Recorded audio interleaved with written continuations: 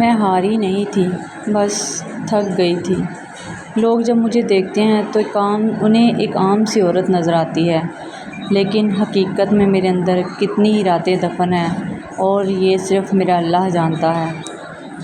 شادی سے پہلے میرے بھی کچھ خواب تھے۔ میں چاہتی تھی میرا شوہر میرا ساتھ دے، میری فکر کرے، میری عزت کرے اور ہر پل میرے ساتھ کھڑا رہے۔ جب میری شادی ہوئی، میں نے اپنے ہسبینڈ کو پہلی بار دیکھا تو مجھے اپنے ہسبینڈ پسند نہیں آئے، لیکن میں نے خود کو سمجھایا اور سوچا کہ شکل و صورت سب کچھ نہیں ہوتی، انسان کی اصل پہچان تو اس کی سیرت ہوتی ہے۔ اللہ نے میرے نصیب میں جسے لکھا ہے اس میں کوئی شاید میری بھلائی ہو۔ اور پھر میں نے اپنے شوہر سے محبت کی، دل و جان سے محبت کی، اور ایسی محبت کی کہ میں نے اس میں اپنے شوہر کی خامیوں کو نظر انداز کر دیا۔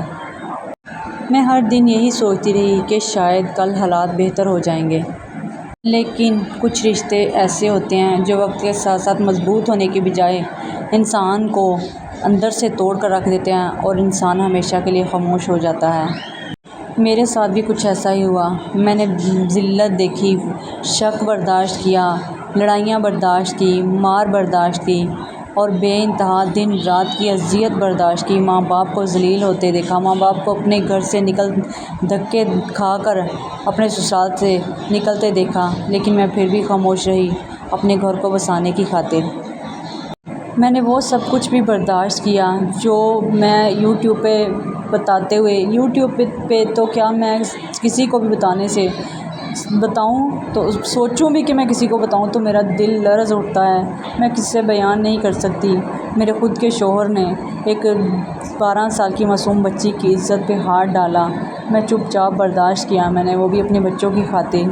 تب تک میں 2 بچوں کی ماں بن چکی تھی۔ میں ہر بار اپنے ماں باپ کو بتاتی، میری امی مجھے آرام سے سمجھا دیتی کہ بیٹا شادی کے بعد بیٹی کا وہی گھر ہوتا ہے، اپنا گھر بساؤ، اپنا گھر بساؤ۔ میں ہر بار اپنے شوہر کی بات مانتی، ہر بات اس کی ہر بات کو میں نے حکم سمجھ کے اپنے اوپر لاگو کیا اور اس کی ہر بات کو مانا۔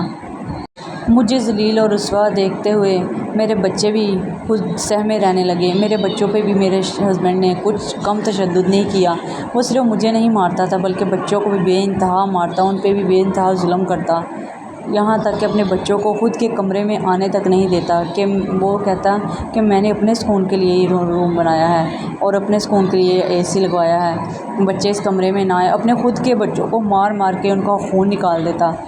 میں نے سب کچھ برداشت کیا، سب کچھ سہتی رہی اپنے اولاد کی خاطر۔ میں نے ہر چیز برداشت کی، اپنے بچوں کو خوف میں پلتا دیکھ کر میری روح تک کانپ جاتی تھی۔ میں نے پھر ایک کڑا فیصلہ کیا، اتنی مار کھا کھا کے بھی میں تھک چکی ہوں، اب میری ہڈیاں بھی جواب دے چکی ہیں۔ میں نے فیصلہ کیا کہ میں اس گھر کو چھوڑ دیتی ہوں، ماں باپ بھی ساتھ دے رہے ہیں کہ اب تم آ جاؤ، اب تم نہیں مار کھا سکتی۔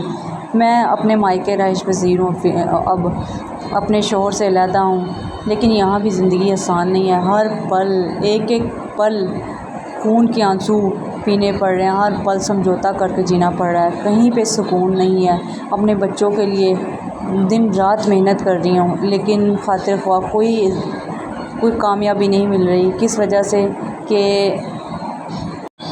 میں نہ تو ڈانس کر سکتی ہوں یوٹیوب پہ آ کے، نہ میں کوئی ایسا کنٹینٹ بنا سکتی ہوں، سامنے میں نہیں آ سکتی، اپنے بچوں کے لیے بس رزق تلاش کرنے کی کوشش کر رہی ہوں۔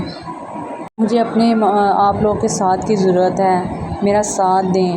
اگر آپ لوگوں کو میری ویڈیوز اور میری سٹوریز میں کوئی دلچسپی ہے تو میرے چینل کو سبسکرائب کریں، ویڈیو کو لائک کریں اور اچھا سا کامنٹ میری حوصلہ افزائی کے لیے کریں، تاکہ میں اپنے بچوں کے لیے مجھے کچھ حوصلہ ملے اور میں اپنے بچوں کے لیے لڑتی رہوں۔ یہاں بھی اپنے ماں باپ کے پاس، آپ کو پتہ ہے ایک بیٹی جب شادی کر کے چلی جاتی ہے تو ماں باپ کے اوپر وہ پھر بوجھ ہی ہوتی ہے۔ میں صرف اکیلی نہیں ہوں، پھر میرے 4 بچے ہیں میرے ساتھ، اور ماں باپ کے اوپر پل پل وہ ان کو برداشت کرنا، سہنا گھر والوں کے لیے، فیملی کے لیے بہت مشکل ہو رہا ہے۔ آئیے میرا ساتھ دیں، میرے چینل کو سبسکرائب کریں، میری ویڈیو کو لائک کریں اور اچھا سا کامنٹ کریں، تاکہ میں کامیاب ہو کے اپنے بچوں کا سہارا بن سکوں۔